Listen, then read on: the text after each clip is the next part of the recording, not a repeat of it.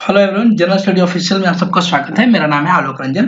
तो पॉलिटी के लेक्चर के तहत हमने ये 7 टॉपिक कंप्लीट कर लिए हैं। जितने हाईलाइट हुए सिर्फ ये टॉपिक बचा है, इसके बाद में देखेंगे। आज हम पढ़ेंगे टॉपिक नंबर 9 यानी शासन प्रणाली यानी गवर्नेंस सिस्टम। ठीक है ना, जो गवर्नेंस होता है पूरी दुनिया में उसका सिस्टम क्या होता है। और इन सबका पीडीएफ आपको हमारे Telegram channel general study official से मिल जाएगा और टेलीग्राम का लिंक मैं डिस्क्रिप्शन में भी डाल देता हूँ। ठीक है, तो अगर वीडियो पसंद आया तो प्लीज इसको सब्सक्राइब कीजिए और अपनी राय भी दीजिए, और अगर अच्छा लगे तो लाइक भी कीजिए। ठीक है, तो आइए शुरू करते हैं। देखिए, शासन प्रणाली के कई रूप है, कई तरीके के शासन प्रणाली है।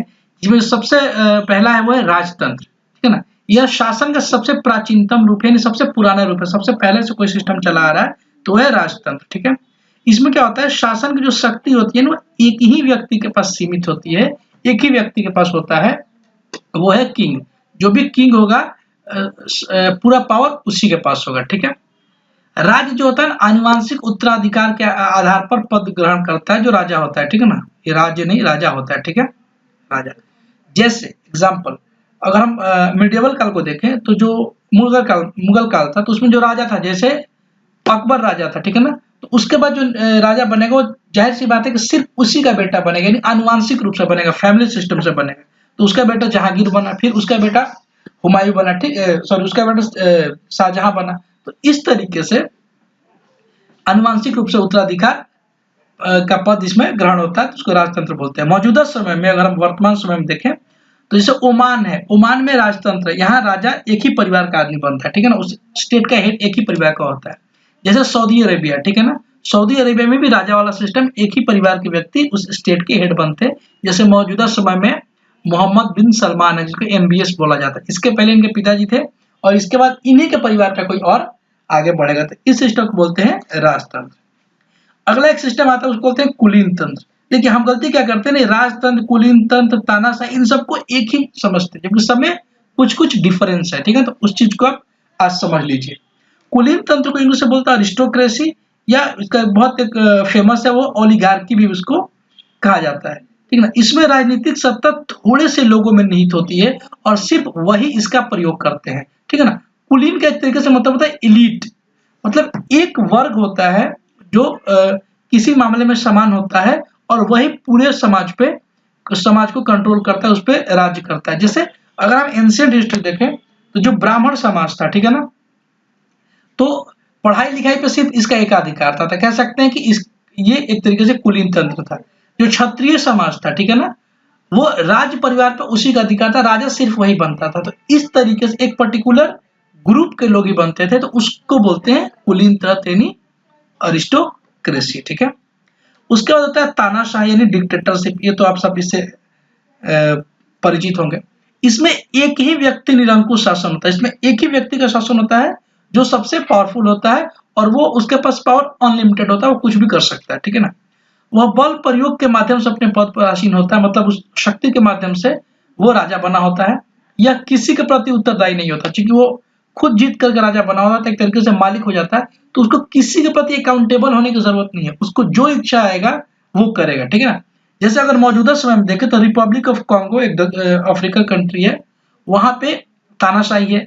सूडान, वहां पे तानाशाही, चाहे नॉर्दर्न सूडान है, सदर्न सूडान। ठीक है ना, म्यांमार में हम देखा 2-3 साल पहले वहां मिलिट्री रूल आ गई, तो जो मिलिट्री के लोग हैं वो वहां पे तानाशाह बन चुके हैं। उत्तर कोरिया उसका बहुत अच्छा एग्जाम्पल है, जो किम जोंग उन है वहां पे एक तरीके से तानाशाह है। ठीक है, इसको बोलते हैं तानाशाही। और हम वर्ल्ड हिस्ट्री में देखें तो हिटलर इसका सबसे बेस्ट एग्जाम्पल है जर्मनी में, या इटली में मुसोलिनी इसके बहुत अच्छे एग्जाम्पल है। ठीक है ना, तो ये लोग क्या है, तानाशाह। उस तरीके से स्टालिन है यूएसएसआर में, इसको बोलते हैं तानाशाह। और ऐसे शासन प्रणाली को बोलते हैं तानाशाही शासन प्रणाली यानी डिक्टेटरशिप गवर्नेंस। अब एक होता है लोकतंत्र। ठीक है ना, ये बहुत फेमस है और इसी के बारे में पढ़ना है, क्योंकि हमारे देश में लोकतंत्र ही है। ठीक है ना, जहां सत्ता और संप्रभुता जनता में निहित होती है, यानी जो हेड ऑफ स्टेट होगा और जो संप्रभुता यानी जो शक्ति होगी, ये आखिरी पावर जिसके पास होगा, सर्वोच्च सत्ता शक्ति जिसके पास होगी, वो जनता के पास होगी। जबकि इसमें सर्वोच्च शक्ति जनता के पास नहीं थी। तो डेमोक्रेसी, लोक मतलब होता है जनता, तंत्र मतलब होता है सिस्टम, यानी लोगों का सिस्टम। ठीक है ना, इसको डेमोक्रेसी बोलते हैं। तो डेमोक्रेसी की ये परिभाषा है। एक परिभाषा है कि लोकतंत्र जनता के लिए और जनता के द्वारा शासन होता है, यानी of the people, for the people और बाय द पीपुल। ये डेफिनेशन अब्राहम लिंकन जी ने दिया था। अब्राहम लिंकन अमेरिका के राष्ट्रपति रहे थे 1860 से लेकर के 64 तक, ठीक है ना। इसी समय अमेरिका में सिविल वॉर भी हुआ था।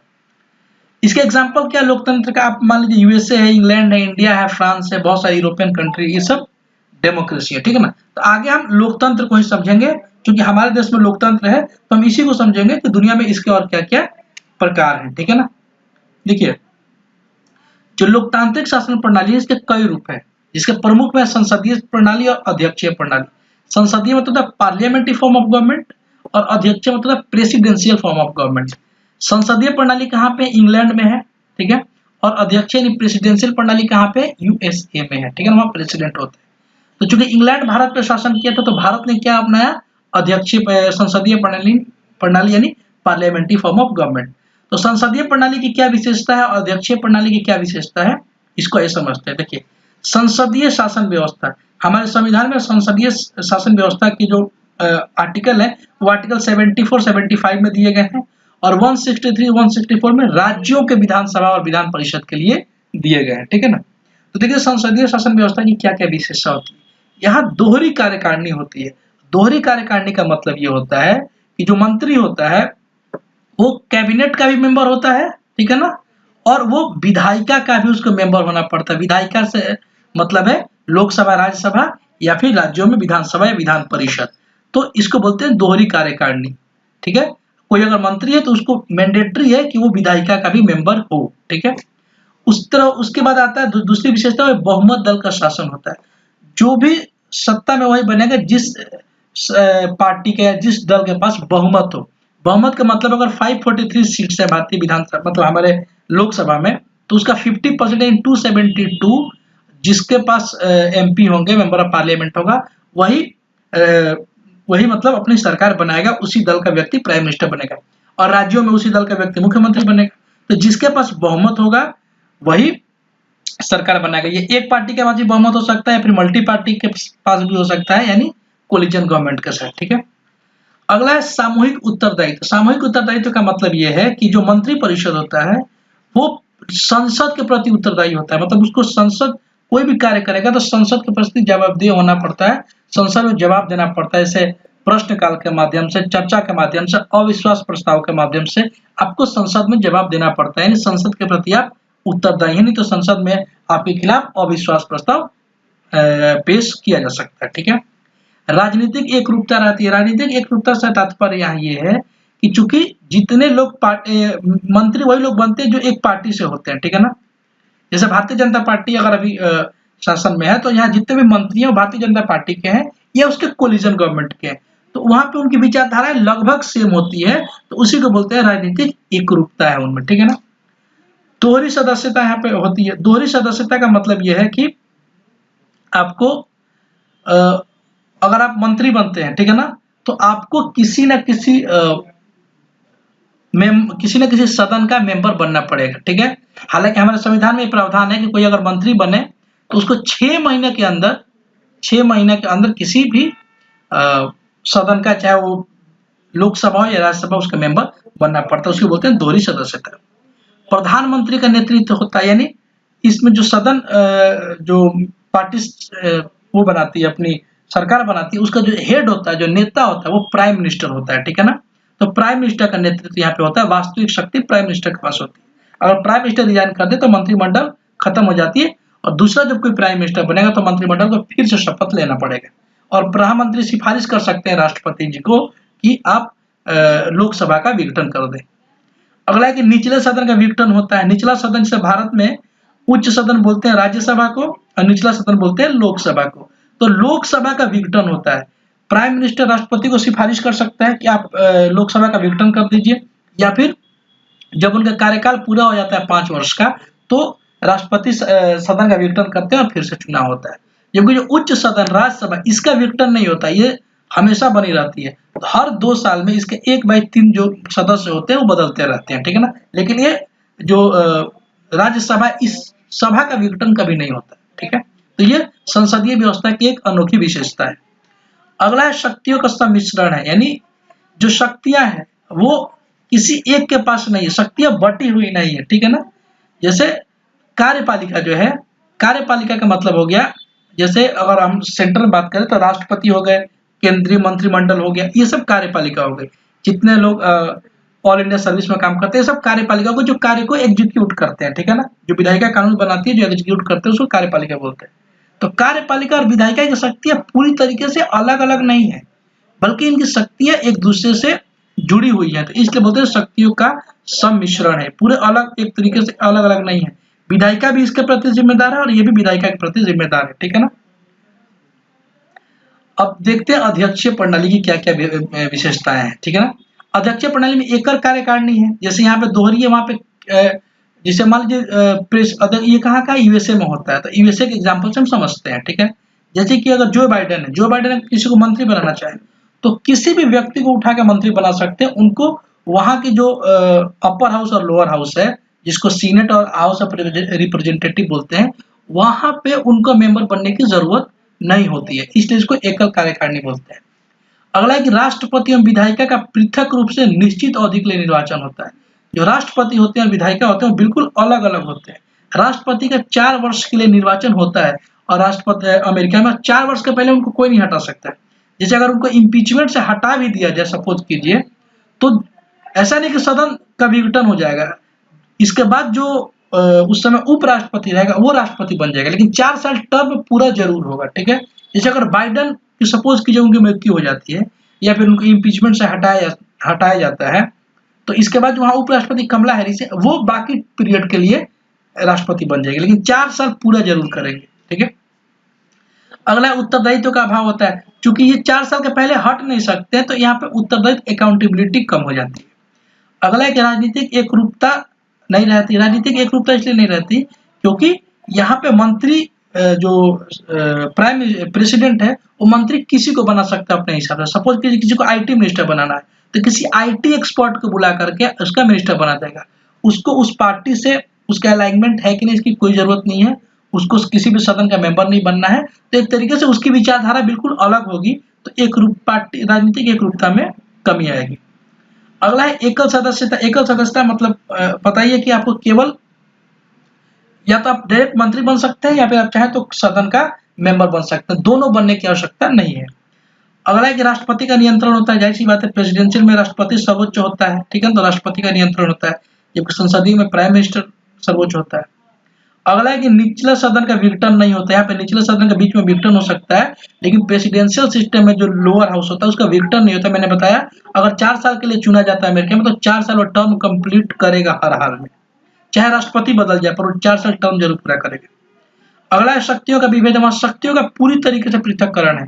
विधायिका जो है मतलब वहां पे सपोज की जो वहां की लोकसभा जो है वो वहां के मंत्री के काम में दखल अंदाज नहीं कर सकती और मंत्री को अपने कार्यों के लिए जो वहाँ की हाउस ऑफ रिप्रेजेंटेशन है, यानी जो सपोज की जो लोकसभा है वहां पर उसको जवाब देने की जरूरत नहीं है, उससे कंसेंट लेने की आवश्यकता नहीं होती है। तो शक्तियों का बंटवारा है, सबकी शक्तियां बटी हुई हैं, आप इंटरफेयर नहीं कर सकते, ठीक है। तो ये संसदीय शासन व्यवस्था और अध्यक्षीय शासन व्यवस्था की कुछ विशेषताएं थी। अब आइए इसमें आगे और देखते हैं क्या क्या है जानने को। देखिए जो संसदीय शासन व्यवस्था है उसके कुछ प्लस पॉइंट है, कुछ निगेटिव है, यानी उसके कुछ गुण है कुछ दोष है। ठीक उसी तरीके से अध्यक्षीय शासन प्रणाली के भी कुछ गुण है और कुछ दोष है, यानी कुछ पॉजिटिव है कुछ निगेटिव है। उसको देखते हैं क्योंकि ये परीक्षा में प्री में तो पूछा जाता है, मेंस में बहुत जरूर पूछा जाता है। तो अगर आप ऐसे पॉइंट में याद करके लिखेंगे तो आपको सबसे ज्यादा मार्क्स मिलेंगे, चाहे आप यूपीएससी में लिख रहे हैं या किसी स्टेट पीसीएस में लिख रहे हैं। तो गुण क्या संसदीय शासन प्रणाली के कि विधायिका एवं कार्यपालिका के मध्य सामंजस्य रहता है, ठीक है, क्योंकि दोनों की शक्तियां पूरी तरीके से बटी नहीं है। अगला एक उत्तरदायी सरकार रहती है क्योंकि आपको संसद में जवाब देना पड़ेगा और संसद के जो लोग होते हैं वो लोगों द्वारा चुन के जाते हैं। अगला निरंकुशता का प्रतिषेध। इसमें कोई निरंकुश नहीं हो सकता है, मतलब कोई बहुत ज्यादा पावरफुल नहीं हो सकता है कि सब कुछ बदल दे। अगला कि वैकल्पिक सरकार की व्यवस्था होती है। वैकल्पिक सरकार का मतलब ये होता है कि सपोज कीजिए कोई सरकार चल रही है और बीच में उसकी सरकार गिर गई, तो ऐसा नहीं कि पूरा सदन समाप्त करके फिर से चुनाव कराया जाएगा, बल्कि जो राष्ट्रपति होंगे वो जो उस समय विपक्ष के नेता होंगे उनको इनवाइट करेंगे, क्या आपके पास उतनी मेजोरिटी है, आप क्या सरकार बना सकते हैं, तो उनको भी ऑफर दिया जाता है। तो वैकल्पिक सरकार की व्यवस्था होती है। इसीलिए बहुत सारे विद्वानों ने कहा है कि जो विपक्ष का नेता होता है वो भविष्य का प्रधानमंत्री होता है, ठीक है। अगला है कि व्यापक प्रतिनिधित्व होता है। व्यापक प्रतिनिधित्व का मतलब ये होता है कि पूरे संसद से लोगों को चुन चुन के लाया जाता है और वो पूरे देश के अलग-अलग राज्यों से का प्रतिनिधित्व करते हैं। इसलिए व्यापक प्रतिनिधित्व यहाँ पे देखने को मिलता है, जो कि इसका पॉजिटिव पॉइंट है। और इसलिए जो कानून बनाएंगे वो इसकी संभावना होती है कि उसको वाइडली एक्सेप्ट किया जाएगा पूरे देश में, ठीक है। इसके कुछ नेगेटिव है, कुछ दोष हैं। दोष क्या है इसमें? अस्थिर सरकार होती है। अस्थिर सरकार मतलब किसी भी सरकार को कभी भी अविश्वास प्रस्ताव ला करके गिराया जा सकता है। जैसे 1977 में इंदिरा गांधी की सरकार चली गई, या फिर उसके बाद से मोरारजी देसाई की सरकार चली गई। इसके अलावा अटल बिहारी वाजपेयी की सरकार एक वोट से चली गई थी, ठीक है। तो इस तरीके से सरकारें गिर जाती है। अगला है कि नीतियों में अनिश्चितता का अभाव होता है, नीतियां निश्चित नहीं हो पाती। अब 1975 और 76 में जो इंदिरा गांधी जी नीति बनाई, लेकिन जब 1977 में जनता पार्टी की सरकार बनी तो उन्होंने सारी नीतियां पलट दी। फिर 1980 में जब इंदिरा गांधी की सरकार बनी तो उन्होंने अलग नीतियां पकड़ ली। तो नीतियों की निश्चितता और क्रमबद्धता नहीं बनी रहती, जो कि इसका दोष है। अगला कि मंत्रिमंडल की निरंकुशता होती है, क्योंकि अगर किसी भी पार्टी को फुल मेजोरिटी मिल जाए तो जो उसका कैबिनेट होता है वो बहुत ज्यादा पावरफुल हो जाता है, ठीक है। तो इसलिए यहाँ लिख रहा है मंत्रिमंडल की निरंकुशता। अगला कि शक्ति के पृथक्करण का विरोध है। हमारे सिस्टम में क्या है कि शक्ति का पृथक्करण होना चाहिए, लेकिन यहाँ शक्ति का पूरी तरीके से पृथक्करण नहीं है। कार्यपालिका विधायिका से बहुत मामले में जुड़ी है और विधायिका को जवाब देना पड़ता है, ठीक है। और बहुत बार कार्यपालिका विधायिका के काम में इंटरफेयर करती है और विधायिका कार्यपालिका के काम में इंटरफेयर कर सकती है, ठीक है। और एक जो पांचवा है जिसमें सबसे ज्यादा क्वेश्चन होते हैं कि अकुशल व्यक्तियों द्वारा सरकार का संचालन। अकुशल व्यक्तियों द्वारा सरकार का संचालन का मतलब यह है कि हमें मंत्री उन्हीं को बनाना है जो सदन के सदस्य हैं, चाहे लोकसभा चाहे राज्यसभा। अब वही लोग, मान लीजिए लोकसभा में वैसे लोग चुन के आए जो बहुत कॉम्पिटेंट नहीं है किसी मामले में, जैसे टेक्नोलॉजी में बहुत ज्यादा वो सक्षम नहीं है, लेकिन आपको मंत्री उन्हीं में से किसी एक को बनाना है, ठीक है ना। तो ऐसे में क्या होता है, अकुशलता आ जाती है, इनकॉम्पिटेंसी आ जाती है हमारे मंत्रिमंडल में, ठीक है। जबकि अध्यक्षीय प्रणाली के क्या गुण और क्या दोष है वो देखते हैं। अध्यक्षीय प्रणाली में क्या होता है, अस्थायी सरकार होती है, 4 वर्ष सरकार रहेगी। तो जैसी बात है, नीतियों में निश्चितता रहेगी, 4 साल तक वो अपनी नीति बनाए रखेगी, जो भी नीति बनाएगी उसको 4 साल तक कंटिन्यू कर सकती है, उसको कोई बदलेगा नहीं। अगला कि शक्तियों का विभाजन होता है, शक्तियों का क्लियर विभाजन होता है। विधायिका और कार्यपालिका बिल्कुल अपनी शक्तियां अलग अलग होती है, कोई इंटरफेयर नहीं कर सकता। विशेषज्ञों की सरकार का मतलब यह है कि प्रेसिडेंट पूरी तरीके से फ्री होता है, वो जिसको चाहे अपने मंत्रिमंडल में मंत्री बना सकता है, किसी भी एक्सपर्ट को ला सकता है, उसको सदन का मेंबर बनाने की बिल्कुल आवश्यकता नहीं है। लेकिन इसमें कुछ दोष हैं। क्या दोष है कि विधायिका और कार्यपालिका के बीच टकराव होते रहेगा। जैसे होता है कार्यपालिका चूंकि उसका बहुत पावर है तो कुछ ऐसे कानून बनाएगी जो विधायिका जिसके खिलाफ हो जाएगी, तो इसमें टकराव होता रहता है। सरकार में उत्तरदायी की कमी हो जाती है, क्योंकि सरकार 4 साल के लिए फिक्स हो जाता है, तो ऐसे में उसमें अकाउंटेबिलिटी की कमी आती है। अगला है कि गैर उत्तरदायी नेतृत्व की संभावना हो जाएगा। ऐसे लोग नेतृत्व संभालेंगे ना जो चुन के नहीं आए, जो मंत्री ऐसे बन गए, वो कोई एक्सपर्ट थे तो उनको मंत्री बना दिया गया। ऐसे में वो लोगों का प्रतिनिधित्व तो नहीं कर रहे थे, तो वो तो जाहिर सी बात है, जो वहाँ की विधायिका है वहाँ पे उनका कोई से नहीं है, तो वो उसके प्रति अकाउंटेबल होने के लिए बाध्य नहीं है, तो अकाउंटेबिलिटी की कमी हो जाएगी। अगला है कि सीमित प्रतिनिधित्व। सीमित प्रतिनिधित्व का मतलब ये है मंत्री वो लोग बन सकते हैं जो चुन के नहीं आया, तो प्रतिनिधित्व क्या हो जाएगा, धीरे धीरे सीमित होने लगेगा। अब देखिए, ये तो था संसदीय और एकात्मक शासन व्यवस्था। अब सरकार जो होती है ना, उसके भी 2 प्रकार होते हैं, एक होती है संघात्मक, एक होता है एकात्मक, ठीक है ना। संघात्मक हो गया फेडरल और एकात्मक का होता है यूनिटरी। तो संघात्मक का बेस्ट एग्जांपल है यूएसए और एकात्मक का बेस्ट एग्जांपल है इंग्लैंड, ठीक है। और इंडिया इन दोनों का मिक्सचर है, इसलिए इंडिया को, हालांकि झुकाव संघात्मक की तरह है, इसलिए इंडिया को अर्ध संघात्मक या क्वाजी फेडरलिज्म कहते हैं, ठीक है। तो हम संघात्मक और एकात्मक की कुछ विशेषताओं को समझते हैं। संघात्मक क्या होता है, दोहरी सरकार होती है। दोहरी सरकार का मतलब है कि सेंटर में भी एक सरकार होती है और स्टेट में भी सरकार होती है, ठीक है। एक और बात समझ लीजिए, देखिए संघात्मक व्यवस्था बड़े देशों के लिए जिनका एरिया बहुत बड़ा है, वैसे देशों में सिर्फ एक जगह से सरकार चलाना बहुत मुश्किल है, क्योंकि हर जगह की ज्योग्राफी अलग है, वहाँ की डाइवर्सिटी अलग है, तो वहाँ पे उनको रिप्रेजेंटेशन देना जरूरी है ताकि वहाँ के एक्चुअल प्रॉब्लम को एड्रेस किया जा सके। इसलिए शक्तियों को डिवाइड कर दिया जाता है स्टेट्स में, ठीक है ना, ताकि यूनिटी बनी रहती। इसलिए बड़े देशों के लिए फेडरल सिस्टम में संघात्मक सरकार जरूरी है। जबकि छोटा देश है, वहाँ पे एक अगर कोई प्राइम मिनिस्टर तो पूरे देश को आराम से कंट्रोल कर लिया, क्योंकि वहाँ पे डाइवर्सिटी कम होगी, एरिया कम है, तो उनको कंट्रोल करना आसान है। वहाँ शक्तियों को बंटवारा करना आसान नहीं है। इसीलिए अमेरिका में फेडरल सिस्टम है और इंग्लैंड में यूनिटरी सिस्टम है। ठीक है, ये आप कंसेप्ट बस समझ के अब इसकी विशेषता आराम से समझ जाएंगे। ठीक है, तो दोहरी सरकार यहाँ पे होगी। यहाँ पे एक लिखित संविधान होगा, एक संविधान चूंकि ऑलरेडी एक रूल लिखा रहेगा तभी शक्तियों का बंटवारा हो पाएगा। यहाँ शक्तियों का विभाजन जरूरी है, क्योंकि स्टेट को अपनी शक्तियां नहीं देंगे तो स्टेट अपने एरिया के प्रॉब्लम्स का सोल्यूशन कैसे कर पाएगी। ठीक है, यहाँ पे संविधान सर्वोच्च होना चाहिए, क्योंकि यहाँ पे स्टेट में लोग बटे हुए हैं, क्योंकि बहुत बड़ा है राज्य है, तो कोई एक ऐसा चीज होना चाहिए जो सबको एक रख सके, तो वहां पे होती है, इसके लिए कॉन्स्टिट्यूशन बनाया जाता है जो इन सबके लिए ग्लू का काम करती है, यूनिटी का काम करती है। इसलिए संविधान की सर्वोच्चता वहां बनी रहनी चाहिए ताकि यूनिटी बनी रहे। और संविधान कठोर होता है, वहां पर संविधान परिवर्तन करना बहुत ही मुश्किल होता है। जैसे अमेरिका में संविधान का परिवर्तन बहुत ही कठिन है। क्यों? क्योंकि सबसे कंसेंट लेना पड़ेगा, राज्यों से भी, तो इसलिए संविधान में बदलाव करना मुश्किल है।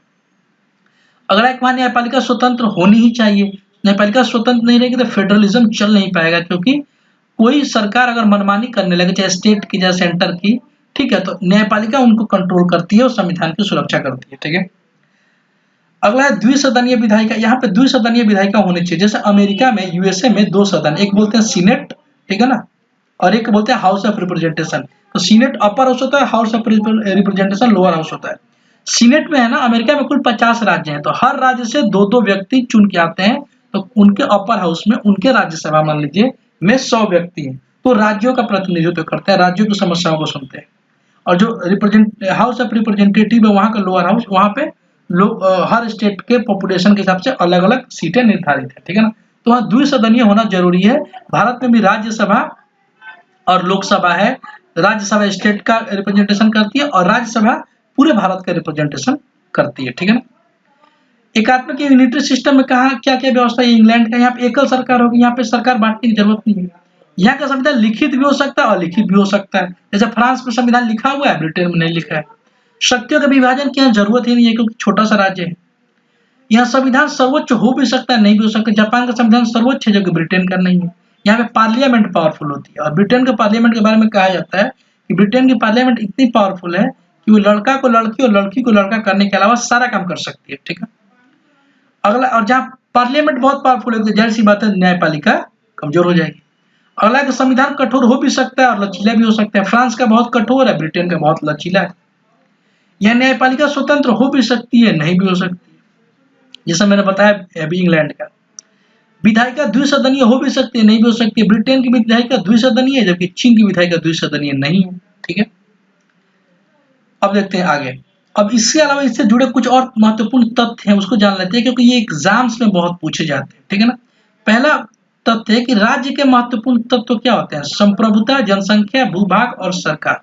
जो स्टेट होता है, राज्य होता है, उसकी डेफिनेशन क्या है। तो राज्य वो होता है जिसकी संप्रभुता हो। संप्रभुता मतलब जिसकी डिसीजन लेने की शक्ति उसकी हो, जहाँ एक पॉपुलेशन हो, कुछ जनसंख्या हो, उसका अपना एक भूभाग हो, अपना एक लैंड एरिया हो, और वहां पे एक सत्ता हो यानी सरकार। अगर ये चारों चीजें हैं तो तब हम उसको बोलेंगे कि वो एक स्टेट है, यानी एक राज्य है। ठीक है ना, ये मॉन्टेविडियो कन्वेंशन में ये डेफिनेशन दिया गया था। अगला है कि भारतीय संविधान में जो एकात्मकता के लक्षण है वो क्या क्या है। देखिए, भारतीय संविधान वैसे झुका उसका फेडरलिज्म की तरफ है, लेकिन उसमें कुछ कुछ एकात्मकता के भी लक्षण है। ये क्यों दिए गए हम आगे जब पढ़ेंगे तो उसमें डिटेल में पढ़ेंगे। और उसके लक्षण क्या क्या है। यहाँ राज्यपाल का पद है, अखिल भारतीय सेवाएं हैं, एकल नागरिकता है, आपातकालीन प्रावधान है 352 के तहत, और राज्यसभा में असमान प्रतिनिधित्व है। इन सारी परिस्थितियों में इसमें एकात्मकता के लक्षण देखते हैं, क्योंकि इन सब परिस्थितियों में सेंटर के पास बहुत सारे पावर आ जाते हैं। ठीक है, केसी वियर और जेसी ऑस्टिन के कुछ स्टेटमेंट हैं। जैसे केसी वियर ने कहा कि भारत एक अर्ध संघात्मक राज्य यानी क्वाजी फेडरलिज्म है, पूरी तरीके से फेडरल नहीं है। क्यों? क्योंकि यहाँ पे कुछ मामले में एकात्मकता का लक्षण दिखाई देते हैं, जैसे कि राज्यपाल है, ऑल इंडिया सर्विस है, इमरजेंसी प्रोविजन है। ठीक है, और जी ऑस्टिन इसको सहकारी संघवाद बोलता है। सहकारी मतलब होता है कोऑपरेटिव, कोऑपरेटिव मतलब होता है सहयोगी संघवाद भी कह सकते हैं, कि राज्य और स्टेट एक दूसरे को सहयोग से काम करती है, एक दूसरे के सहयोग से सरकार चलाती है, तो उसको बोलते हैं कोऑपरेटिव फेडरलिज्म। ठीक है, तो ये सारी बातें थी। इससे रिलेटेड क्या क्या क्वेश्चंस है वो देख लेते हैं, ताकि आपको भी रिवीजन हो जाए और एग्जाम्स में कैसे क्वेश्चन पूछे जाते हैं उसका भी आइडिया लग जाए। पहला क्वेश्चन है कि संसदीय सरकार को किस अन्य नाम से भी जाना जाता है। तो देखिए, संसदीय सरकार को कैबिनेट सरकार भी कहा जाता है, क्योंकि कैबिनेट बहुत पावरफुल होती है। इसको उत्तरदायी सरकार कहा जाता है क्योंकि रिस्पॉन्सिबल होती है विधायिका के प्रति, और इसको वेस्टमिंस्टर रूप भी कहा जाता है। वेस्टमिंस्टर एक्चुअली इंग्लैंड का ये शब्द है, ठीक है ना, और इंग्लैंड से संसदीय प्रणाली है ये, इसलिए इसको वेस्टमिंस्टर भी बोला जाता है। तो ये आंसर हो जाएगा डी यानी सभी। अगला है कि निम्न में से कौन सी विशेषता संसदीय सरकार की नहीं है? संसदीय सरकार की कौन कौन सी विशेषता नहीं, अभी हमने पढ़ा था, और ये देखते हैं। पहला है निचले सदन का विघटन, दूसरा सामूहिक उत्तरदायित्व, प्रधानमंत्री का नेतृत्व और एकल कार्यकारिणी। तो इसका आंसर हो जाएगा एकल कार्यकारिणी, क्योंकि निचले सदन का विघटन तो होता ही है भारत में, सामूहिक उत्तरदायित्व भी है, और यहाँ पे प्रधानमंत्री हेड होता है। क्योंकि एकल कार्यकारिणी किसका है, तो ये अध्यक्षीय प्रणाली का है। अगला है कि निम्न में से कौन सा संसदीय व्यवस्था का दोष है? संसदीय व्यवस्था का दोष कौन है? अकुशल व्यक्तियों के द्वारा सरकार का संचालन, नीतियों की अनिश्चितता, अस्थायी सरकार, ठीक है। तो ये तीनों इसकी संसदीय प्रणाली की दोष है, क्योंकि जो चुन के आते उन्हीं को मंत्री बनाना है। सरकार अगर गिर गई तो नीतियां नहीं चल पाएंगी, और सरकार कभी भी गिर सकती है, तो अस्थायी सरकार रहती है। तो इसका आंसर हो जाएगा डी। अगला है कि निम्न में से कौन राष्ट्रपति शासन व्यवस्था की विशेषता नहीं है? तो इसका आंसर हो जाएगा ए, प्रधानमंत्री का शासन। प्रधानमंत्री का शासन राष्ट्रपति व्यवस्था में नहीं होती, बल्कि राष्ट्रपति का शासन होता है। बाकी ये तीनों इसकी विशेषता है। अगला कि निम्न में से कौन सी विशेषता संघीय सरकार की नहीं है?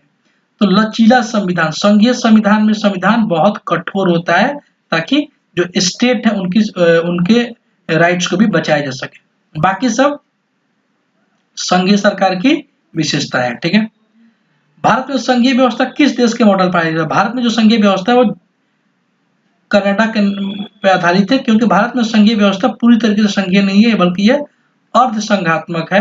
अर्ध संघात्मक को बोलते हैं क्वाजी फेडरलिज्म, और ऐसा ही ब्रिटेन कनाडा में।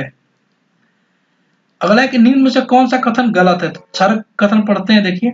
लोकसभा भारत के लोगों का प्रतिनिधित्व करती है, बिल्कुल सही बात है, लोकसभा में हमें लोग चुन के भेजते हैं।